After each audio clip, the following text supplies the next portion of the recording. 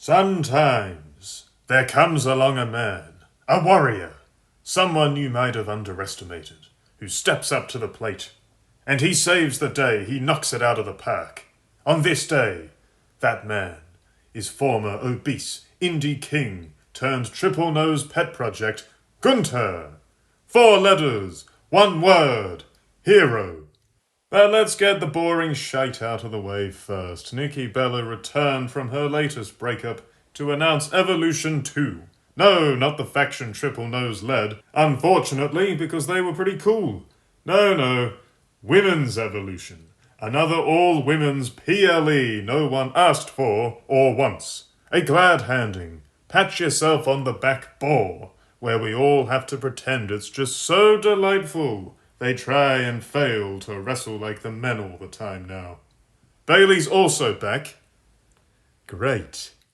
This show was hailing from Phoenix, Arizona, and John Cena is a heel, yet he's catering to the audience by wearing Phoenix Suns colours, and he's still got upbeat, babyface messages on his merchandise such as never give up and rise above hate. Those were cool when he was a babyface. Pretty bizarre now, though. A while back, a commenter on one of my reviews mentioned that WWE had already made all of this merchandise before the surprise heel turn in February, so they're just rolling with it anyway to make the money. I'm starting to find that idea very, very believable. Anyways, it took a whopping 10 minutes of TV time just to get to Cena opening the show with this promo. This show is a waste of time, horribly paced. Cena trashed Ron Killings, I really prefer his real name, Ron Killings, to R-Truth, huge improvement, and dismissed him as a clown. Cena also claimed he was beating the best stars WWE had to offer, including Randy Orton, fair enough, and Cody Rhodes, sure, but also R-Truth, which is debatable, let's just put it that way. CM Punk came out and tried to play a working man's hero, trying to distract us all from the fact he's a corporate bootlicker these days, claiming he's here to fight Cena to defend the people. You know, the people who mostly cheer for John Cena week to week right now, despite his heel antics. Punk said the people picked him to be the voice of the voiceless in 2011. Simply not true. He called himself that after listening to that Rage Against the Machine song of the same name, probably, and I imagine completely failed to grasp what the song was actually about. Oh, and then he failed to be a draw that year. Or any other year during his original WWE run, for that matter. Look, I am trashing this a bit, but this was a fine segment with plenty of fun callbacks to their original 2011 and 2012 feuds. These guys obviously know how to work a crowd, and we know from the PG era days that they have a lot of chemistry as performers. It's neat that they've turned this dynamic on its head. Back in 2011, Cena was the champ, trying to save the WWE from Punk winning and taking the gold away as revenge for how the promotion treated him. Now, Punk's trying to win the gold to bring it home and save that same promotion from John Cena. Not bad, quite interesting. But then, disaster struck. John Cena suggested they do it at Night of Champions in Saudi Arabia. Now, CM Punk has made clear more than once that he is disgusted by blood money. Let's all remember his bizarre social media outburst towards The Miz over exactly that a few years ago. Punk presents himself as a man of principle, and yet he's now going to Saudi Arabia, completely going against the principles he himself set up. Sort of like how he used to complain about lazy, old part-timers getting big undeserved spots on WWE shows that belonged to the young, hard-working talent, only to then use his name value to get an unearned UFC gig as a bastard, untalented dweeb enjoying pay-per-view spots he didn't deserve, where he failed so beyond miserably that it went from sad to funny to back to sad to back to funny. It was a complete disaster zone. Fuck this guy. Jack Perry was right. I can't believe I'm saying this. Him, the young cucks. Good old Hangman Adam Page. Yeah, Punk is the clown. A sellout, hypocrite, dweeb, who will forego any of his so-called morals for the right price. Who has a long track record of betraying and turning on his so-called friends throughout the years for comically petty reasons. and now hobbles around as a boring old bastard, still trying to convince us he's this punk rock rebel anti-hero like it's 2011 again, taking all these photos with women in developmental half his age, and cuddling with his old real-life nemesis, Triple Nose. A disgusting man, even by wrestling standards. You want to be a capitalist pig? Fine, okay, no worries. But don't pretend you're something more. Also, on a lighter note, it was a missed opportunity to run this match at Money in the Bank 2 as even more of a callback to their classic 2011 match at the same event. But no, we had to get that pointless tag match where Cody Rhodes pinned Cena, something that should have been saved for their singles rematch whenever that happens, only to then not demand a title rematch with John Cena straight after. Surely even major Rhodes fans out there can agree his booking post-WrestleMania has been bizarre. He's in the King of the Ring tournament now, apparently, so there you go. He's probably winning and challenging Cena at SummerSlam. Who knows? One good thing about tonight, I'll tell you right now, Shat McAfee is not commentating. We still have Michael Cole to contend with, though, so it's not exactly the days of wine and roses just yet. It was over 30 minutes. 30 whole minutes. How about that? Before we got a match on this shit show of sea-ass prick and his sellout phony ways. Go suck a blood money covered dick, you dopey Gen X fraud. Here's an idea. Really good one, actually. It's genuinely constructive advice. Use that blood money to fix your disgusting teeth. Why does a supposedly straight-edge dork have crystal meth mouth? I guess he's probably a liar and a hypocrite on that one as well. Who knows? Anyways, the great AJ Styles and Chad Gable. What a great matchup on paper. Got a measly just under 8 minutes to do their thing, with a big ad break about 90 seconds into the action. The story was very basic. Babyface Styles survived repeated ankle-lock attempts and shenanigans on the outside with the Creeds to plant Gable with the Styles Clash for a quick win. Nothing else to it, very disappointing considering the talent involved. You know, I said Roxanne Perez may still be a high schooler. She looks very young and barely legal. But now that I know she's apparently 23, I feel comfortable in finally saying she sure does have some junk in that trunk. Oh my goodness. This opening round of the Queen of the Ring was a fatal four-way for some reason. It's meant to be a singles tournament, but anyways. Perez won over Rhea Ripley, Jobby Sane, and Liv Morgan. There was a bit where Ripley and Perez looked utterly ridiculous on the outside, waiting for Sane to do a big dive on them, with some hopelessly bad fake brawling, while they were clearly stalling for the big moment. Perez won with a surprise cover on Jobby Sane. I didn't care about any of this, all that matters is that Philip Jack Brooks is a phony wanker. Nikki Bella was nice to Io Sky, that's cool. Here's a question. When's Sky gonna defend her belt again? She hasn't done it since WrestleMania, as far as I'm aware, which is ridiculous. Oh, and Sky says Bella paved the way for modern women's wrestling. If only that were true.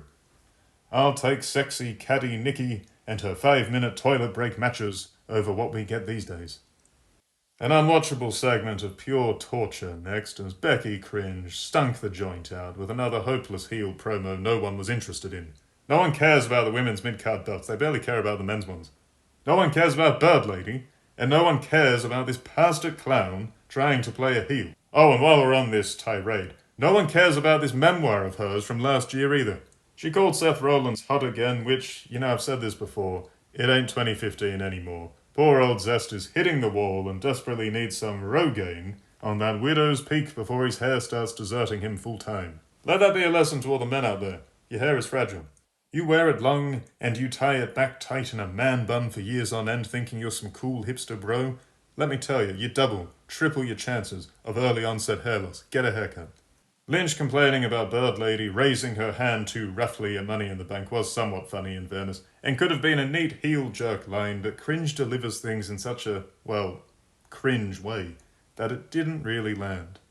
Bird Lady came out trying to be all angry. Ooh. Some of the worst acting I've ever seen, just shockingly clownish. And then Bayley, do you remember her? Well, Bayley's back. And her and Bird Lady both want a piece of Lynch. And oh, honestly, this is just awful trash-humping garbage. We're fast-forwarding. Ron Killings cut a genuinely great promo next. His acknowledgement of the crowd support after his release was moving, and the surprise of him fully committing to going serious, and even cutting off his long hair, was intriguing. I'm intrigued to see where that goes. Was an unexpected moment. Current dirt sheet rumours suggest his release and rehiring were not a work. In fact, where Triple Nose dropped him, it may have been Nick Khan who brought him back. I don't read many dirt sheets, believe it or not. I like to watch these shows and their stories for what they are. But work or not, probably not at this rate. This whole truth debacle is the most interesting the guy's been in a good 14 years. More tensions were teased in the Judgment Day before the next King of the Ring match. Who knows? Maybe one day something will actually come of that. Gotta pull the trigger sometime.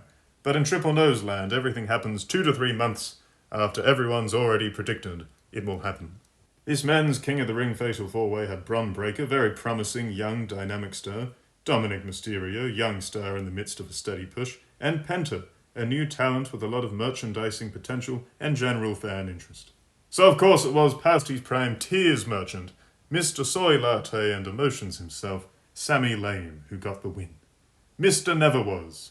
Entering the tournament that could have greatly helped any of these newer, more interesting, more over talents get a leg up in the promotion moving forwards. This match came an entire, I think, half an hour after the last match. Remind me, I've said it before, but what does the second W in WWE stand for? What do people come here to watch? The match itself was quite good. It was undercut by constant ad breaks, of course, but that's not the wrestler's fault. The action was rapid fire, with a lot of big moves exchanges. Breakker hit a neat Frankensteiner on Zayn at one point. That move is, of course, a homage to Breakker's uncle, the legendary Scott Steiner, who did it as one of his signature moves for many years. That's common knowledge, everyone knows that. So why does Michael Cole keep pretending the move belongs to Shat McAfee? Talk about disrespect. Although, as we've seen for many years now, Cole is so damn lazy and lacking in wrestling knowledge and understanding of moves that he may well genuinely believe McAfee invented the Frankensteiner, who knows. LA Knight ran out to jump Breakker, so it looks like that Knight-Rollins feud teased last week may be on the horizon after all. Also, Knight is on SmackDown, and John Cena is the champ of SmackDown, and yet they're both here on Raw. Setting up feuds with Raw talent. Make it make sense.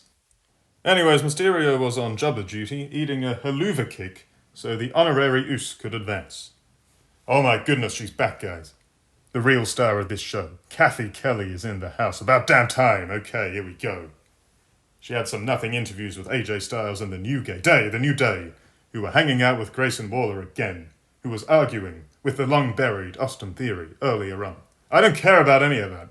Theory and Waller are too buried to mean much anymore, sadly, because they are both quite good. What matters is that Kathy Kelly is on camera. She's not doing that nudist gimmick we all want for her yet, but give it time. Sometimes dreams do come true. Sami Zayn and Karrion Kross had another segment backstage together, as is weekly tradition at this point. Kross's character is neat, and he does good promo work with it, but getting that big push some have suggested for him still seems very unlikely. For one thing, he still severely lacks kayfabe credibility after years of stop-start pushes and jobs. And his ring work is still quite slow and quite plodding. But hey, interesting character is a great thing to have, and he has that going for him at the moment. Presumably these two are going to wrestle at some point. Babyface Zayn threatened him a bit here. Maybe Kross will cost him the King of the Ring or something, we'll see. Maybe this just goes nowhere. That is always a possibility under Triple Nose's watch. Oh, and Nikki Bella's back, I mentioned earlier. Yay. She cut an awkward promo announcing the next Evolution show, and remembered her headlining bout with Ronda Rousey from the last one. She put over some of the new talent who'll be working the show, including mispronouncing Stephanie Vacca's name, which I do every week, so I'm not going to rag on her for it. What can I say? I just get too distracted by her, let's not beat around the bush. I get too distracted by her ass every week. Damn it! I don't know why I'm even saying damn it. It's hardly something to be embarrassed about, but anyways. Liv Morgan came out then. Presumably to set up a feud with Bella for the show. Why else would she come out? Morgan cut an okay heel promo talking up her own success while dissing Bella. Bella clapped back with some jokes about Dominic Mysterio side-piecing Roxanne Perez. And then Morgan dissed Total Divas. And that show, plus the Total Bellas spin-off, were terrible for wrestling. I'm not hating on them for any other reason here, to be clear, than the fact they exposed the business on a weekly basis, hammering home its fakery to legions of entertainment television viewers who probably barely knew what wrestling was beforehand. John Cena, at the time, was still the kiddies' favourite, a PR machine for the WWE, so him being a vasectomied commitment phobe with psychotic house rules for everyone was incredibly counterproductive to the wholesome image the WWE had built up with him. Almost as bad as that Howard Stern interview from I think 2006, where Cena discussed nailing fans, or what do they call them, ring rats, on the road, including a 400-pound fat chick. I had no idea he nailed Amy Schumer years before Trainwreck. Anyways, Morgan punked Bella out with ease, with the Oblivion. Nice of Bella to try and put over some newer stars, of course, but this was a clumsy segment where it was clear most fans were more supportive of heel Morgan than face Bella. Now I must be going insane. I could have sworn the Gunther Jey Uso rematch was happening at Night of Champions, but we're getting it here instead. Now it's no secret that I'm not a Jey Uso fan. Regardless, a lot of people are, and the WWE put a lot of time and effort this year into pushing him to the world title gold. After WrestleMania, he had a nothing TV defense against Seth Rollins, and then he had a pitiful Saturday night's main event defense against Logan Paul. Then he tagged with Cody Rhodes over the weekend. Now, blink and you'll miss him, his run is over. That whole push could have gone towards someone who could have actually carried a show as a world champion properly. Drew McIntyre is always the obvious answer here, of course, but LA Knight, Bron Breakker if he went back to playing the explosive babyface role he originally had in NXT. Hell, you could have finally debuted Trick Williams on the main roster, when's that going to happen? And just given him a prodigy push, why not? Plenty of intriguing options. Instead, they hitched their wagon to Uso, seemingly regretted it almost immediately, and have now pivoted, Triple Nose's favourite word, pivoted back to Gunther. Bizarre. That being said, Gunther did just turn babyface in my eyes. What was that unfunny joke I made earlier on in the video? 4 letters, 1 word, hero. Uso entered with his son here. That alone was a clue he was about to eat a cheap heat loss to try and get Gunther his heel credibility back. A lot of disrespect to these two wrestlers here, as an ad break came in just over a minute into their world title main event. Ridiculous. Uso tormented Gunther with sleeper attempts early on, calling back to the ring general's embarrassing, credibility-tainting submission loss at WrestleMania. Gunther attacked Uso's damaged ribs, playing up the angle that Uso has been stretched too thin of late, and the wear and tear of fighting so many battles at once is catching up to him. The attention to detail of Uso wearing a shirt to try and hide his pain and his bandages was neat storytelling, as was Gunther exposing his injuries to the world and cruelly exploiting them to control the match. Say what you will about Gunther's personality, or lack thereof, but he is an absolute master of gritty, realistic ring psychology, and it really sets his matches apart from everything else on these shows when he's given free rein to do his thing. Less than 10 minutes in, already 2 ad breaks here, this is just silly. The story became Uso valiantly fighting through the pain to launch some comebacks, but Gunther, after so many wars with the Yeet Master, largely had him scouted, frequently bouncing back from Uso's attacks to maintain control of the bout. In a role reversal from the start of the match, it was Gunther now, constantly going for the sleeper, with Uso desperately trying to avoid falling into the Austrian Brute's chokehold. Uso made one final crack at a comeback, going for a sleeper of his own, but Gunther quickly reversed him and choked the champ out. You could hear fans going ballistic at this result, and the visual of Gunther holding up the belt, fireworks going off as Uso's son checked on him, was quite powerful. This was easily one of the better matches these two have had, with a fiery underdog performance from Jey Uso and Gunther at his big bully best. That being said, it also rendered Uso's title run to be largely pointless, and has likely damaged whatever uppercard potential Uso might have had long term. But hey, good match for what it was, and Gunther, in fairness, is a far more credible top star and champion than Uso could ever be, frankly. What really matters on this show, though, and it wasn't even a terrible show, is what a fake, phony, sell-out hypocrite CM sucks really is. Mr. Virtue Signalling hero with his little abortion and gender-swapped tups, telling us all how to think and feel on a variety of political matters no one asked him about, heading off to the land he used to speak out against, all for that sweet big paycheck. To be clear, it is the hypocrisy that I'm hating on here. I don't begrudge regular talents for going over there and getting those fat paychecks. But he used to make a big thing of it. Like he was better than doing that. As did John Cena for a little while, funnily enough. He stopped going to those shows at one point, following the butchery of journalist Jamal Khashoggi, but we all just pretend that didn't happen now. Because, hey, money talks, morality walks.